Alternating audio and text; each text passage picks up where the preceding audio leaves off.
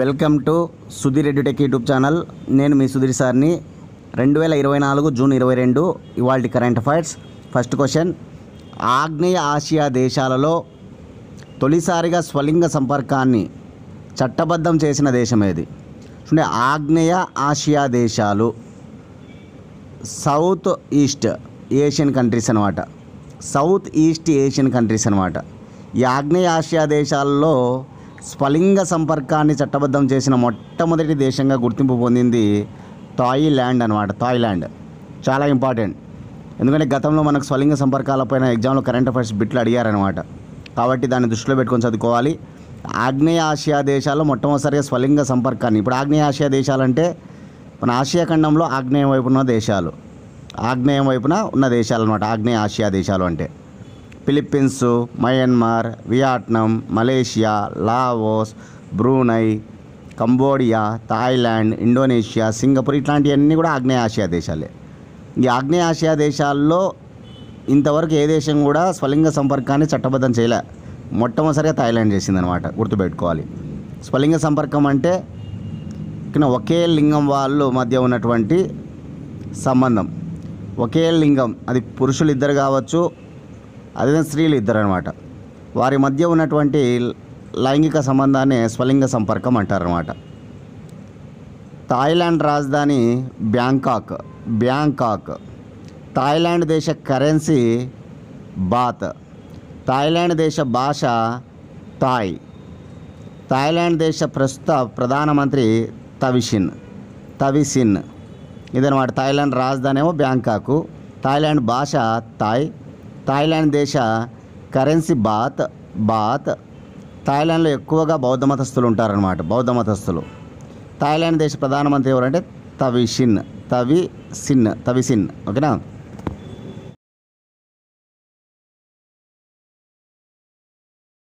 Class follow అయ్యే వాళ్ళందరూ దయచేసి లైక్ చేయండి. ఇంకా ఎవరైనా సబ్స్క్రైబ్ చేసుకోతే సబ్స్క్రైబ్ చేసుకోండి. మన ఛానల్ని కనీసం మీ ఫ్రెండ్స్ ఎవరైనా ఉంటే ముగ్గురికి షేర్ చేయండి.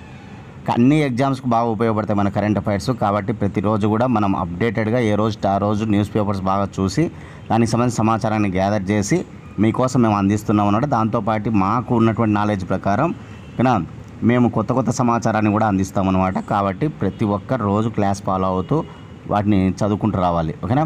ఏ రోజు మిస్ కావద్దండి దయచేసి. ఓకేనా? Second question, Iran revolutionary guard కార్ప్ను ఉగ్రవాద జాబితాలో చేర్చిన దేశం ఏది? ఇరాన్ రెవల్యూషనరీ గార్డ్ కార్ప్, దాన్ని మనం ఏమనొచ్చంటే సింపుల్గా IRGC అంటారనమాట.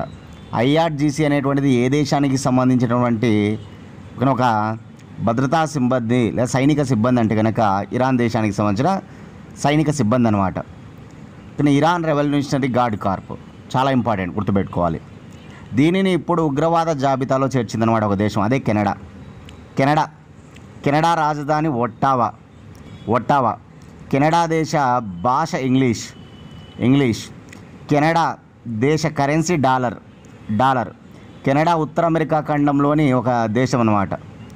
కెనడా ప్రపంచంలో విస్తీర్ణంలో రెండవ అతిపెద్ద దేశం. రష్యా తర్వాత కెనడానే రెండవ పెద్దది అనమాట విస్తీర్ణంలో. కెనడా ప్రస్తుత ప్రధానమంత్రి జస్టిన్ ట్రుడే ఇటీవల G7 సదస్సుకు కూడా ఆయన హాజరు కావడం జరిగిందనమాట. జస్టిన్ ట్రుడే. G7 సదస్సు ఎక్కడ జరిగింది? కామెంట్ బాక్స్లో మీ సమాధానాన్ని తెలియజేయండి. ఓకేనా? రైట్. 2019లోనే ఇరాన్ రెవల్యూషనరీ గార్డ్ కార్ప్ను ఉగ్రవాద జాబితాలో చేర్చింది అమెరికా. ఎప్పుడు? 2019లోనే అమెరికా చేర్చిందనమాట. అమెరికా తర్వాత ఇరాన్ రెవల్యూషనరీ గార్డ్ కార్ప్ను ఉగ్రవాద జాబితాలో చేర్చిన రెండవ దేశం ఏదంటే కెనడానే అనమాట. ఇప్పుడు ప్రజెంట్ కెనడాను గుర్తుపెట్టుకోవాలి. ఇటీవల కెనడా, 2019లో అమెరికా అనమాట. అంటే మిలిటెంట్స్ కార్యకలాపాలను చేస్తూ ఉంది కాబట్టి దీన్ని ఉగ్రవాద జాబితాలో చేర్చామని చెప్పడం జరిగింది. ఇటీవల మనకు అందరికీ తెలుసు, ఈ ఏడాది ఏప్రిల్ నెలలో ఇరాన్ దేశం ఇజ్రాయెల్ పైన దాడులు చేసిందనమాట. ఇరాన్ దేశము ఇజ్రాయెల్ పైన దాడులు చేసిందనమాట. గుర్తుపెట్టుకోవాలి. ఇజ్రాయెల్ పాలస్తీనా మధ్య యుద్ధం మనందరికీ తెలుసు. పాలస్తీనాకు చెందినటువంటి హమాస్ మిలిటెంట్లేమో ఆపరేషన్ అల్ అక్సా పేరుతో ఇజ్రాయెల్ పైన దాడులు చేశారు. ఇజ్రాయెల్ కూడా దాన్ని ఎదుర్కోవడం కోసం పాలస్తీనాలోని హమాస్ మిలిటెంట్లపైన ఆపరేషన్ ఐరన్ స్పోర్డ్ పేరుతో వాళ్ళు దాడులు చేశారు. ఆ క్రమంలో ఇజ్రాయెల్ పాలస్తీనా మధ్య యుద్ధాలు కొనసాగుతూనే ఉన్నాయన్నమాట. ఇరాన్ దేశం ఇప్పుడు ఏ దేశానికి మద్దతు ఇస్తూ ఉందంటే పాలస్తీనా దేశానికి మద్దతు ఇచ్చింది. హమాస్ మిలిటెంట్లకు మద్దతు ఇస్తూ ఇజ్రాయెల్ పైన దాడి చేసింది అనమాట. ఓకేనా, ఆపరేషన్ ఉందన్నమాట ఒకటి. ఇరాన్ దేశం ఇజ్రాయెల్ పైన కూడా ఒక ఆపరేషన్ ద్వారా దాడులు చేసింది ఏప్రిల్ నెలలో. మనం చెప్పాం కరెంట్ అఫైర్స్లో. మీరు ఆ ఆపరేషన్ ఏదనేది కామెంట్ బాక్స్లో మీ సమాధానాన్ని తెలియజేయండి. అందరూ కూడా తెలియని వాళ్ళు అడగండి, నేను చూసినట్లయితే కనుక మీకు చెప్తా. ఓకేనా, మీకు సమాధానం ఇవ్వడం జరుగుతుంది అనమాట ఆపరేషన్ పేరు. లేకపోతే నేను నెక్స్ట్ క్లాస్లో నేనే దానికి సంబంధించిన ఆపరేషన్ చెప్తా. ఓకేనా, రైట్.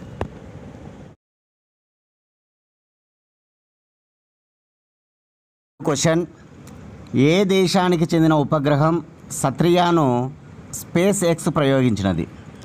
సత్రియా అనేటువంటిది ఒక కమ్యూనికేషన్ ఉపగ్రహం అన్నమాట. ఇండోనేషియాకు చెందిన ఉపగ్రహం ఇది. ఇండోనేషియా దేశానికి చెందిన ఒక కమ్యూనికేషన్ ఉపగ్రహం అన్నమాట. ఇండోనేషియా దీవిలోని అనేక వందల దీవులకు హై స్పీడ్ ఇంటర్నెట్ను అందించాలనే ఉద్దేశం మీద ఈ ఉపగ్రహం అనేటువంటిది పంపించబడుతూ ఉందన్నమాట. అమెరికాకు చెందిన స్పేస్ ఎక్స్ రాకెట్, అమెరికాకు చెందిన స్పేస్ ఎక్స్ ఉంది కదా, ఎలన్ మస్క్ యొక్క స్పేస్ ఎక్స్, దాని ద్వారా ఇది ప్రయోగించారనమాట. కాబట్టి చాలా వెరీ ఇంపార్టెంట్ ఉపగ్రహం అన్నమాట సత్రియా. ఓకేనా, శాటిలైట్ను, ఇండోనేషియాకు చెందిన శాటిలైట్ అన్నమాట ఇది. దాన్ని స్పేస్ ఎక్స్ ద్వారా పంపించడం జరిగింది. నా నుంచి మీకు క్వశ్చన్ ఏంటంటే కనుక 2024 జూలై నెలలో మన భారతదేశానికి చెందినటువంటి ఏ ఉపగ్రహాన్ని, నెట్ క్లాస్లో మనం చెప్పాం, భారతదేశానికి చెందిన ఒక ఉపగ్రహం అమెరికాకు చెందిన స్పేస్ ఎక్స్ ఫాల్కాన్ 9 రాకెట్ ద్వారా పంపిస్తూ ఉన్నారు అని. ఓకేనా, అది ఏ ఉపగ్రహం అనేది కామెంట్ బాక్స్లో మీ సమాధానాన్ని తెలియజేయండి. అది కూడా కమ్యూనికేషన్ ఉపగ్రహమే అనమాట. కాబట్టి ఆ ఉపగ్రహం పేరేంటి కామెంట్ బాక్స్లో మీ సమాధానం తెలియజేయండి. ఇండోనేషియా, రాజధాని జకర్తా. ఇండోనేషియా దేశ కరెన్సీ రూపీ. ఇండోనేషియా దేశ కరెన్సీ ఏదంటే కనుక రూపీ అనమాట. ఇండోనేషియా దేశ భాష ఇండోనేషియన్. ఇండోనేషియా అనేది ఒక ఇస్లాం కంట్రీ. ప్రపంచంలోనే ముస్లింలు అత్యధికంగా గల దేశం ఇండోనేషియా. ముస్లింలు అత్యధికంగా ఉన్న దేశం ఏదంటే ఇండోనేషియానే. ఇండోనేషియా ప్రస్తుత అధ్యక్షుడు ఎవరంటే జోకో విడుడో అనమాట. ఇది కూడా ఆగ్నేయ ఆసియా దేశమే అనమాట, గుర్తుపెట్టుకోవాలి. ఆగ్నేయ ఆసియా దేశమే ఇండోనేషియా. ఓకేనా. 4th question: Sardar Sarovar project Madhya Pradesh నిర్వాసితులకు పునరావాసం కల్పించాలని ఉద్యమం చేసిన వారెవరు?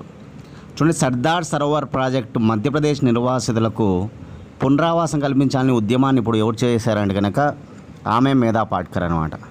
మనందరికీ తెలుసు, గుజరాత్ రాష్ట్రంలో అన్నిటికంటే main project Sardar Sarovar project.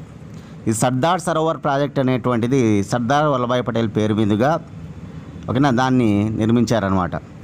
Narmada నది పైన ఉంటుందన్నమాట.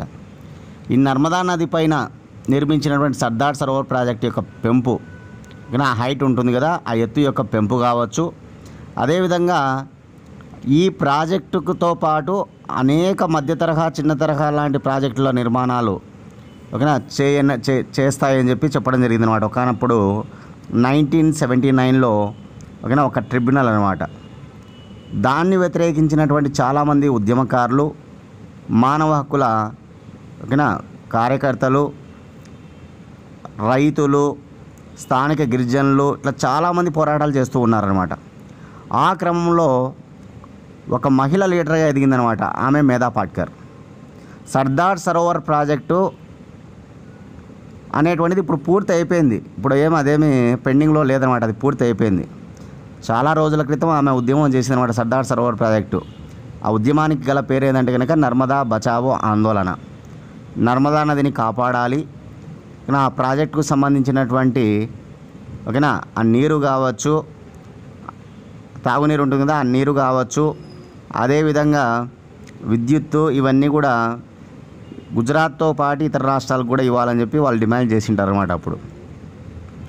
కానీ ఆ విధంగా చాలామంది ఆయా రాష్ట్రాలు, ఇతర రాష్ట్రాలు, మధ్యప్రదేశ్, మహారాష్ట్ర ఇట్లాంటి చోట కానీ ఆ రోజు చాలామంది ఇండ్లు కోల్పోయారనమాట. ఈ ప్రాజెక్ట్ నిర్మాణంలో భాగంగా చాలామంది ఇండ్లు కోల్పోయారనమాట. అటువంటి వారందరికీ కూడా ఓకేనా, అటువంటి వారందరూ ఎవరైతే నిర్వాసితులు ఉంటారో వారందరికీ కూడా పునరావాసం కల్పించాలని ఇప్పుడు ఉద్యమాన్ని చేపట్టింది అనమాట. మళ్ళీ తిరిగి మేధా పాట్కర్ నర్మదా బచావో ఆందోళన చేపట్టింది. ఆ రోజుల్లో ఆమె మధ్యప్రదేశ్ రాష్ట్రంలో ఇప్పుడు నిర్వాసితులకు పునరావాసం కల్పించాలని ఉద్యమాన్ని చేస్తున్నది కూడా మేధా పాట్కర్ అనమాట. అంత గొప్ప ఉద్యమకారిణి అనమాట మేధా పాట్కర్. కాకపోతే ఆమె యొక్క ఆరోగ్యం బాగా క్షీణించిందనమాట. ఆమె చేస్తున్నటువంటి ఉద్యమం ఉపవాస దీక్షలతో కూడుకున్నటువంటి ఉద్యమం అనమాట. తద్వారా ఆమె యొక్క ఆరోగ్యం క్షీణించినట్టుగా ఒక ఆరోగ్య సిబ్బంది అంతా కూడా చెప్పడం జరుగుతుందన్నమాట. ఈమెకు చాలామంది ఇక్కడ రైతులు కావచ్చు, స్థానికంగా ఉన్నటువంటి మధ్యప్రదేశ్ అంటేనే గిరిజనులు ఎక్కువ, ఆ స్థానికంగా గిరిజనులు కావచ్చు, మానవ హక్కుల కార్యకర్తలు కావచ్చు, ఓకేనా, అదేవిధంగా గొప్ప గొప్ప ఉద్యమకర్తలు కావచ్చు, వీళ్ళందరూ కూడా ఆమెకు బాసటగా నిలుస్తున్నారనమాట. చూద్దాం ఆ ఉద్యమం ఎలాంటి మలుపులు తిరుగుతుంది, కానీ ఈమె అనుకున్నటువంటిది సాధించగలుగుతుందా లేదా అనేది కానీ చూద్దాం. చాలా చాలా ఇంపార్టెంట్గా గుర్తుపెట్టుకోవాలి. మేధా పాట్కర్ ఈరోజు వార్తల్లో ఉంది.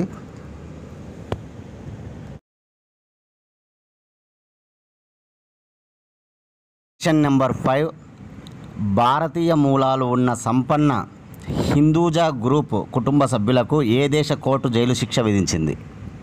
భారతీయ మూలాలు ఉన్నటువంటి సంపన్న హిందూజా గ్రూపు కుటుంబ సభ్యులకి ఏ దేశ కోర్టు జైలు శిక్ష విధించిందంటే స్విట్జర్లాండ్ దేశంలో ఉన్నటువంటి కోర్టు జెనీవా కోర్టు అనమాట. జెనీవా స్విట్జర్లాండ్ రాజధాని బెర్న్ అయితే జెనీవా అనేది కూడా చాలా గొప్ప నగరం అనమాట. ఆ జెనీవాలో ఉన్న కోర్టే వీళ్లకు జైలు శిక్షను ఖరారు చేసిందనమాట, తీర్పునివ్వడం జరిగిందనమాట. ఏంటి దీనికి సంబంధించిన సమాచారం అంటే కనుక ఈ హిందూజా గ్రూప్ అనేటువంటిది భారతదేశం మూలాలు ఉన్నటువంటి గొప్ప సంపన్న కుటుంబం అనమాట. వీరు ఇక్కడ స్విట్జర్లాండ్ దేశంలో ఉన్నారు కదా, ఇక్కడ ఉన్నటువంటి మన భారతదేశంలో ఉన్నటువంటి వారందరినీ తీసుకొని వెళ్ళి వారి యొక్క విల్లాలు ఏవైతే ఉంటాయో, విలాసవంతమైన విల్లాలు ఏవైతే ఉంటాయో అక్కడ వాళ్ళను చేర్పించుకున్నారన్నమాట. పనివాళ్ళగా చేర్పించుకున్న తర్వాత వారికి వేతనం అనేటువంటిది చాలా తక్కువ ఇస్తున్నారంట. వేతనం చాలా తక్కువ ఇవ్వడమే కాదు, ఆ వేతనం అనేటువంటిది అక్కడ ఉన్న కరెన్సీలో రూపంలో కాకుండా మన భారతీయ కరెన్సీ రూపంలో ఇస్తున్నారన్నమాట. అది కూడా అక్కడ పనిచేసేటువంటి పని వాళ్ళకు కాకుండా ఇక్కడ భారతదేశంలో ఉన్న వాళ్ళ కుటుంబాలకు పంపిస్తూ ఉన్నారన్నమాట. తక్కువ వేతనం ఇస్తూ అది వారి కరెన్సీలో కాకుండా ఒక భారతీయ కరెన్సీ ఏదైతే రూపాయి ఉందో ఆ రూపాయల్లో చెల్లించడం, అది కూడా వారి కుటుంబ సభ్యులకు పంపించడం జరుగుతుందన్నమాట. అంతేకాకుండా ఏకంగా పని గంటలు వాళ్ళకు 18 గంటల పాటు పని చేయించుకుంటున్నారన్నమాట రోజులో. ఒక రోజులో 24 గంటలు అంటే 18 గంటలు ఏకంగా వాళ్ళతో సేవ చేయించుకుంటున్నారు అనమాట. దాని కారణం చేత ఓకేనా, ఇక్కడ ఈ పని వాళ్ళు ఎవరైతే ఉన్నారో పని చేసే వాళ్ళకు జీతాలు తక్కువ ఇవ్వడం కావచ్చు, వారిని ఇబ్బందులు పెట్టడం కావచ్చు, ఆ విషయంపైన అక్కడ కోర్టులో కేసు నడుస్తూ ఉందన్నమాట. వాళ్ళ యొక్క పాస్పోర్ట్లు కూడా లాగేసుకున్నారంట. కానీ వాళ్ళు అంత కష్టంగా ఉంటే కనుక వాళ్ళు ఏం చేస్తారు, పాస్పోర్ట్స్ ఉంటే కనుక వాళ్ళ దేశాలకు వాళ్ళు వచ్చేయడం జరుగుతుంది. అలా రాకుండా ఉండేందుకు వాళ్ళ యొక్క పాస్పోర్ట్లు కూడా లాగేసుకున్నారనమాట. ఈ క్రమంలో ఈ కేసు నడిచి ఇప్పుడు వీరికి 4 నుంచి 4.5 సంవత్సరాల పాటు జైలు శిక్షను విధించడం జరిగిందనమాట. 4 జైలు శిక్ష విధించారనమాట. ప్రకాష్ హిందూజా గ్రూప్కు సంబంధించి ప్రకాష్ హిందూజా, తన భార్య కమలా హిందూజా, ప్రకాష్ హిందూజా కుమారుడు అజయ్ హిందూజా, ప్రకాష్ హిందూజా కోడలు నమ్రతా హిందూజా. పేర్లు చెప్తున్న రాసుకోవాలి, 4 పేర్లు: ప్రకాష్ హిందూజా, కమల్ హిందూజా, అజయ్ హిందూజా, నమ్రతా హిందూజా. భార్యాభర్తలు, వారి యొక్క కొడుకు కోడలు. ఈ 4 కూడా 4 నుంచి 4.5 ఏళ్ళు జైలు శిక్ష పడిందనమాట. స్విట్జర్లాండ్ జెనీవా కోర్టు గుర్తుపెట్టుకోవాలి.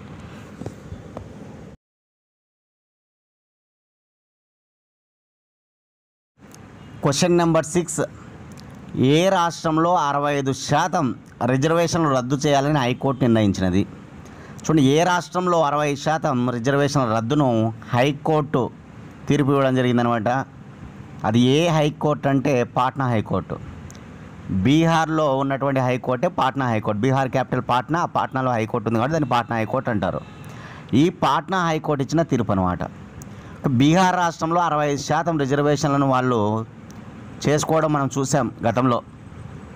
SC, ST, BC, OBC, EBC ఇలా ఈ వర్గాలకు 65% రిజర్వేషన్లు కల్పించారనమాట, మొత్తం అంతా కలిపి. అది ఇప్పుడు కోర్టులో కేసు ఉండడం, ఆ పాట్నా హైకోర్టు 60% రిజర్వేషన్లు రద్దు చేయడం జరిగిందనమాట. చాలా ఇంపార్టెంట్, గుర్తుపెట్టుకోవాలి, చాలా చాలా ఇంపార్టెంట్ అనమాట. కులగణన చేసిన రాష్ట్రంగా కూడా రికార్డులకు ఎక్కింది, మనం చూసాం బీహార్ రాష్ట్రం. ఆ క్రమంలోనే ఈ రిజర్వేషన్లు కూడా మనం చూసాం. ఓకేనా? ఎందుకంటే సుప్రీంకోర్టు యొక్క తీర్పుకు వ్యతిరేకం అనమాట. సుప్రీంకోర్టు ఏం చెప్తుంది? 50% రిజర్వేషన్ల కంటే అది రాజ్యాంగ విరుద్ధం అని చెప్తుంది అనమాట. 50% రిజర్వేషన్లు కంటే అత్యధికంగా రిజర్వేషన్లు ఉండడం అనేది రాజ్యాంగ విరుద్ధం అని సుప్రీంకోర్టు. ఆ సుప్రీంకోర్టు వైఖరికి వ్యతిరేకం అనమాట. కాబట్టి ఈ పాట్నా హైకోర్టు కూడా ఇచ్చిన తీర్పు అదే అనమాట, గుర్తుపెట్టుకోవాలి, చాలా చాలా ఇంపార్టెంట్. బీహార్ రాజధాని పాట్నా. బీహార్ రాష్ట్ర హైకోర్టు పాట్నాలోనే ఉంది కాబట్టి పాట్నా హైకోర్టు. బీహార్ రాష్ట్ర భాష హిందీ. బీహార్ రాష్ట్ర ముఖ్యమంత్రి నితీష్ కుమార్, జేడీయూ జనతాదళ్ యునైటెడ్. ఇటీవల జేడీయూ అధినేత నితీష్ కుమార్ ఎన్డీఏ కూటమిలో చేరాడు. ఓకేనా? భారతీయ జనతా పార్టీకి ఆయనకు బాగా మంచి సీట్లు వచ్చాయన్నమాట. మన లోక్సభ ఎన్నికలు జరిగితే మంచి సీట్లు సాధించాడు. ఈ క్రమంలో భారతీయ జనతా పార్టీకి మద్దతు ఇచ్చాడు, ఎన్డీఏ కూటమిలో చేరాడు అనమాట. తెలుగుదేశం పార్టీ, జేడీయూ రెండు కూడా బాసటగా నిలిచాయన్నమాట బీజేపీకి. ఎందుకంటే బీజేపీకి అధికారాన్ని కైవసం చేసుకోవాల్సిన పార్టీలు రాలే, అన్ని సీట్లు రాలేదన్నమాట. ఈ క్రమంలో రెండు పార్టీలు బాసటగా నిలిచాయి. అదే ఒకటి Telugu Desam party, main Telugu Desam party ఎక్కువ సీట్లు ఉన్నాయి, తర్వాత నితీష్ కుమార్ పార్టీ అనమాట. ఓకేనా? అదే జేడీయూ పార్టీ. కాబట్టి ఇవి కూడా గుర్తుపెట్టుకోవాలి. ఆ క్రమంలోనే తెలుగుదేశం పార్టీ వాళ్ళకు అక్కడ మంత్రి పదవులు ఇవ్వడం జరిగింది. అదేవిధంగా బీహార్ రాష్ట్రానికి సంబంధించి నితీష్ కుమార్ వర్గంలో ఉన్న ఒక వ్యక్తికి కూడా మంత్రి పదవి ఇవ్వడం జరిగింది, మనం చూసాం. తెలుగుదేశం పార్టీ వాళ్ళకైతే కనుక రామ్మోహన్ నాయుడుకి, పెమ్మసాని చంద్రశేఖర్కి, వీళ్ళిద్దరికి కూడా మంత్రి పదవులు ఇచ్చారు. ఒకరికేమో మెయిన్ మంత్రిత్వ శాఖ అయితే ఒకటేమో సహాయ మంత్రి అనమాట. ఓకేనా? 7th క్వశ్చన్, ఆంధ్రప్రదేశ్ నూతన అసెంబ్లీ స్పీకర్గా ఎవరిని ఏకగ్రీవంగా ఎన్నుకున్నారు? చూడండి, ఆంధ్రప్రదేశ్ నూతన అసెంబ్లీ స్పీకర్గా ఎవరిని ఏకగ్రీవంగా ఎన్నుకున్నారంటే అయ్యన్న పాత్రుడు. ఇమేలో చూడొచ్చు, అయ్యన్న పాత్రుడు మనకు చాలా మీటింగ్లో చాలా హాస్యంగా మాట్లాడుతూ ఉంటాడు అనమాట, మనం చూస్తూ ఉంటాం. అయ్యన్న పాత్రుడు అనేటువంటి వ్యక్తిని ఏకగ్రీవంగా ఎన్నుకున్నారనమాట. ఒకే ఒక నామినేషన్ వచ్చింది, అది ఆయనదే. కాబట్టి ఏకగ్రీవ ఎన్నిక అనేటువంటి జరిగిందనమాట. జూన్ 22వ తారీఖున ఈరోజు ఆయన లోక్సభ స్పీకర్గా బాధ్యతలు చేపట్టనున్నాడనమాట. జూన్ 21వ తారీఖున మనం చూసాం, స్టార్ట్ అయినాయన్నమాట. జూన్ 21వ తారీఖున ఆంధ్రప్రదేశ్ ఎన్నికల తర్వాత ఆంధ్రప్రదేశ్ అసెంబ్లీకి సంబంధించినటువంటి తొలి సమావేశాలు ప్రారంభించారు. సభ్యులు ఎవరైతే ఉన్నారో ఆ సభ్యుల చేత అందరి చేత ప్రమాణ స్వీకారం చేయించడం మనం చూసాం. తెలుగుదేశం పార్టీ సభ్యుల చేత, జనసేన పార్టీ సభ్యుల చేత, భారతీయ జనతా పార్టీ సభ్యుల చేత, వైసీపీ సభ్యుల చేత ఎవరు ప్రమాణ స్వీకారం చేయించారంటే ప్రొటెం స్పీకర్ను మనం చూసాం. ఎవరు ప్రొటెం స్పీకర్ అంటే కనుక గోరంట్ల బుచ్చయ్య చౌదరి. ఈ గోరంట్ల బుచ్చయ్య చౌదరి మనకి ఎవరంటే కనుక ఆంధ్రప్రదేశ్ సంబంధించి ప్రొటెం స్పీకర్ అని గుర్తుపెట్టుకోవాలి. ప్రొటెం స్పీకర్ ఏం చేస్తాడంటే కనుక ఆ సభ్యుల చేత ప్రమాణ స్వీకారం చేయించడము, తర్వాత లోక్సభ స్పీకర్ ఎన్నిక అయ్యేంత వరకు ఆయన ఉండడం జరుగుతుంది. తర్వాత లోక్సభ స్పీకర్ ఎన్నిక జరిగిన తర్వాత ఆయనకు అప్పగించి ఆ స్థానాన్ని ఆయన రద్దు అయిపోతాడు అనమాట. సరే, ఎవరు ఇక్కడ ఈ స్పీకర్ అంటే కనుక ఇప్పుడు అయ్యన్న పాత్రుడు గురించి మనం చదువుకుందాం. ఈ అయ్యన్న పాత్రుడు ఉన్న సభ్యులలో గొప్ప సీనియర్ అనమాట. ఇప్పుడు ఉన్నటువంటి అసెంబ్లీ ఉంది కదా, అసెంబ్లీ సభ్యులలో అందరికంటే సీనియర్ అంట. 1983లో ఆయన తెలుగుదేశం పార్టీ, ఓకేనా, నందమూరి తారక రామారావు తెలుగుదేశం పార్టీ పెట్టిన తర్వాత 1983లో పోటీ చేశాడనమాట ఎన్నికల్లో. ఆయన అప్పుడు ఫస్ట్ గెలవడం జరిగిందనమాట. అట్లా 7 సార్లు ఎమ్మెల్యే అయ్యాడనమాట. ఇంతవరకు 7 సార్లు ఎమ్మెల్యే కావడం జరిగిందనమాట. తర్వాత ఒకసారి ఎంపీ కూడా కావడం జరిగిందనమాట. అట్లా 7 సార్లు ఎమ్మెల్యేగా గెలవడము, అదేవిధంగా ఒకసారి ఎంపీగా గెలవడం. అత్యంత గొప్ప సీనియర్ అయినటువంటి అయ్యన్న పాత్రుడు అతన్ని ఇప్పుడు మన ఆంధ్రప్రదేశ్ అసెంబ్లీ స్పీకర్గా కూర్చోబెట్టడం జరిగిందనమాట. కాబట్టి ఇవన్నీ నూతన నియామకాలు, స్టేట్కు సంబంధించిన నూతన నియామకాలు, సెంట్రల్ గవర్నమెంట్కి సంబంధించిన నూతన నియామకాలు. నెట్ క్లాస్లో మనం చెప్పుకున్నాం. Lok Sabha pro tem speaker Bhartruhari Mahtab, Andhra Pradesh pro tem speaker Gorantla Butchaiah Chowdary, ఇప్పుడు ఆంధ్రప్రదేశ్ అసెంబ్లీ స్పీకర్ అయ్యన్న పాత్రుడు.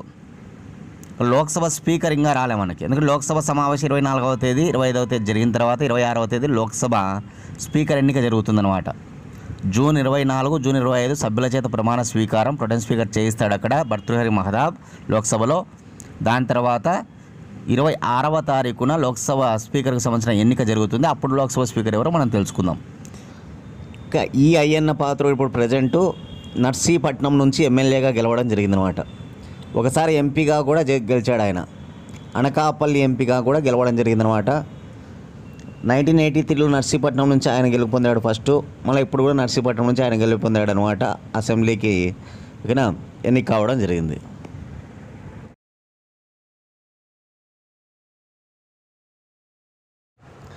8th క్వశ్చన్, విదేశీ విద్యా దీవెన పథకం పేరును ఏ పేరుగా మార్చారు?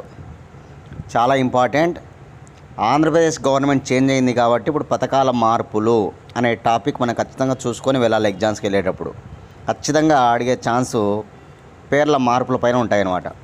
సరే, విదేశీ విద్యా దీవెన పథకం పేరును ఏ పేరుగా మార్చారు అంటే కనుక ఏపీజే అబ్దుల్ కలాం.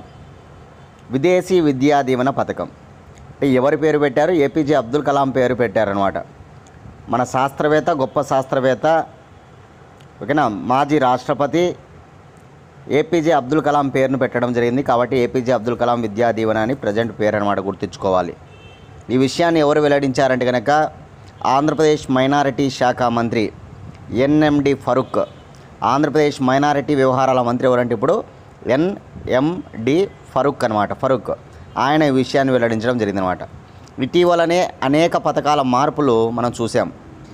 జగనన్న విద్యా దీవెన, జగనన్న వసతి దీవెనల పథకాల పేర్లను పోస్ట్ మెట్రిక్ స్కాలర్షిప్గా మార్చారు. పోస్ట్ మెట్రిక్ స్కాలర్షిప్ గుర్తుపెట్టుకోవాలి.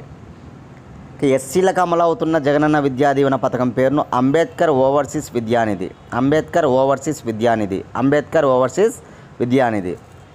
వైఎస్ఆర్ కళ్యాణమస్తు పేరును చంద్రన్న పెళ్లి కానుక. ఇంతకుముందు కూడా చంద్రన్న పెళ్లి కానుక అని ఉండేది. వైసీపీ గవర్నమెంట్ వచ్చిన తర్వాత వైఎస్ఆర్ కళ్యాణమస్తుగా మార్చారు. మళ్ళీ దాన్ని యథావిధిగా ముందు చంద్రన్న పెళ్లి కానుక ఉండేది కాబట్టి అదే పేరును పెట్టారనమాట. నెక్స్ట్ వైఎస్ఆర్ విద్యోన్నతి పథకం పేరును ఎన్టీఆర్ విద్యోన్నతిగా. ఇది వరకు కూడా ఎన్టీఆర్ విద్యోన్నతి అని ఉండేది. వైసీపీ గవర్నమెంట్ వచ్చిన తర్వాత వైఎస్ఆర్ విద్యోన్నతి అని పేరు పెట్టారు. మళ్ళీ తిరిగి యథావిధిగా ఇప్పుడు ఎన్టీఆర్ విద్యోన్నతిగా మార్చారు. జగనన్న సివిల్ సర్వీసెస్ ప్రోత్సాహకం పేరును సివిల్ సర్వీసెస్ పరీక్షల ప్రోత్సాహకాలుగా మార్చారు. ఇదన్నమాట పేర్ల మార్పులు. కొన్ని చాలా చాలా ఇంపార్టెంట్ ఇంకా వస్తాయి. ఇక వచ్చినప్పుడు అవి అన్నీ కలిపి ఒక చోట నోట్ చేసుకొని చదువుకుంటూ రావాలి మీరు అందరూ కూడా. అదేవిధంగా చాలా ఇంపార్టెంట్గా సంపూర్ణ ఆహారం పేరును ఓకేనా, చాలా ఇంపార్టెంట్గా ఇదివరకు అదే పేరు ఉండిందనమాట, బాల సంజీవని అని. ఆ పేరుని ఇప్పుడు మళ్ళీ పెట్టారనమాట, బాల సంజీవని. సంపూర్ణ ఆహారం పేరును బాల సంజీవనిగా మార్చారనమాట. ఓకేనా, ఇవి గుర్తుంచుకోండి.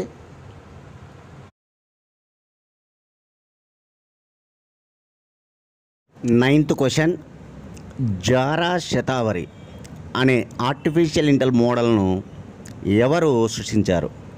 జారా శతావరి అనే ఆర్టిఫిషియల్ ఇంటెలిజెన్స్ మోడల్ అన్నమాట. ఈ ఆర్టిఫిషియల్ ఇంటెలిజెన్స్ మోడల్ పేరు జారా శతావరి. ఎవరు సృష్టించారంటే కనుక ఓకేనా, చాలా ఇంపార్టెంట్గా ఆయన పేరు రాహుల్ చౌదరి. ఎవరి రాహుల్ చౌదరి అంటే కనుక ఇండియన్ మొబైల్ యాడ్ కంపెనీ సహ వ్యవస్థాపకుడు అనమాట.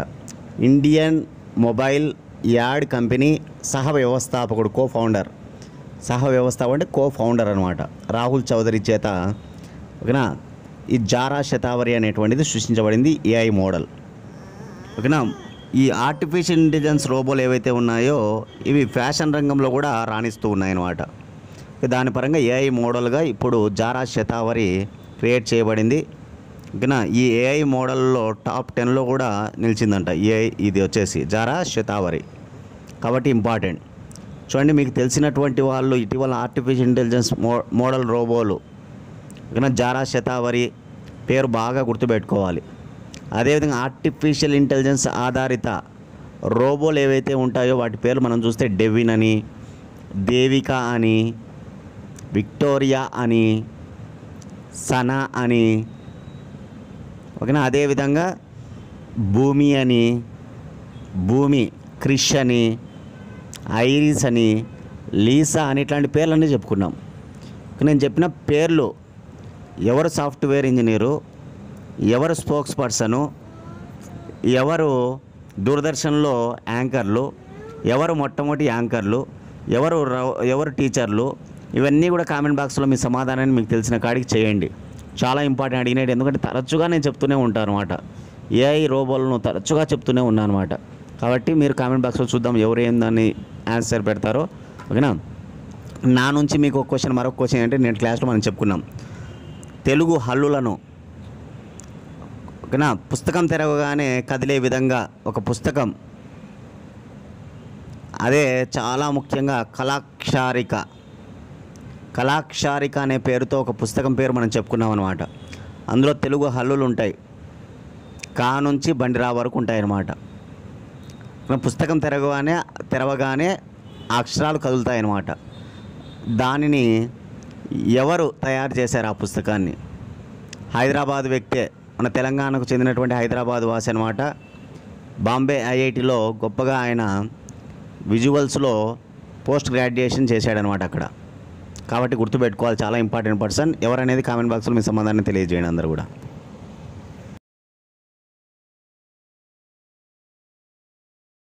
క్వశ్చన్, మన ఛానల్ నుంచి 1 year కరెంట్ అఫైర్స్ రెడీగా ఉన్నాయి, కావాలనుకున్న వాళ్ళు 8186006848 అనే నెంబర్కి 100 రూపీస్ ఫోన్పే చేసి అదే నెంబర్కి స్క్రీన్ షాట్ పెట్టండి. 24 గంటల లోపల పీడిఎఫ్ ఫైల్ పంపిస్తాం. డేట్ టు డేట్ విత్ ఎక్స్ప్లెనేషన్తో కరెంట్ అఫైర్స్ ఉంటాయి. మీకు ఆంధ్రప్రదేశ్, తెలంగాణ ఏ 2 రాష్ట్రాల వాళ్ళైనా సరే ఈ కరెంట్ అఫైర్స్ మీకు బాగా ఉపయోగపడతాయి. సెంట్రల్ గవర్నమెంట్ ఎగ్జామ్స్ సంబంధించి ప్రిపేర్ అయ్యే వాళ్ళకైనా కరెంట్ అఫైర్స్, స్టాండర్డ్ జీకే ఓకేనా, ఇవి బాగా ఉపయోగపడతాయి. లాస్ట్ క్వశ్చన్ చూద్దాం. 76,200 కోట్ల రూపాయలతో కేంద్ర ప్రభుత్వం అభివృద్ధి చేయనున్న వధవాన్ పోర్ట్ ఏ రాష్ట్రంలో కలదు? 76,200 కోట్ల రూపాయలతో కేంద్ర ప్రభుత్వం అభివృద్ధి చేయనున్న ఈ వధవాన్ పోర్టు మహారాష్ట్రలో నిర్మించబడుతూ ఉందన్నమాట. మహారాష్ట్రలో నిర్మించబడుతున్నటువంటి ఒక ఓడరేవు వధవాన్ పోర్టు.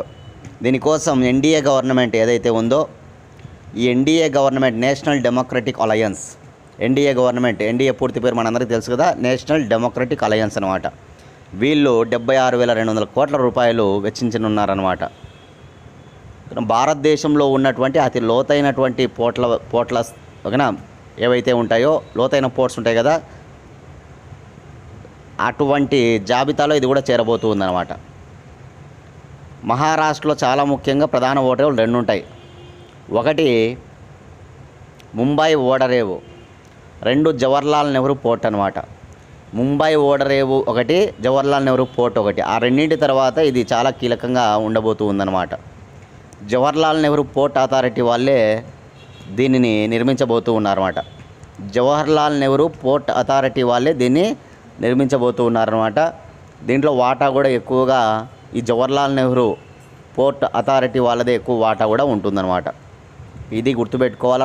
మహారాష్ట్ర వధవాన్ పోర్టు 76,200 కోట్ల రూపాయలతో కేంద్ర ప్రభుత్వం దీన్ని నిర్మించడానికి సన్నాహాలు చేస్తూ ఉందన్నమాట. దానికి సంబంధించిన ఓకేనా ఉత్తర్వులు కూడా జారీ చేయడం జరిగిందనమాట. ఓకేనా, అంటే అప్రూవల్ అయిందనమాట ఇది. చాలా ఇంపార్టెంట్గా గుర్తుపెట్టుకోవాలి. ఇవి వరల్డ్ కరెంట్ అఫైర్స్. రేపటి క్లాస్లో మళ్ళీ కలుసుకుందాం ఫ్రెండ్స్. థ్యాంక్స్.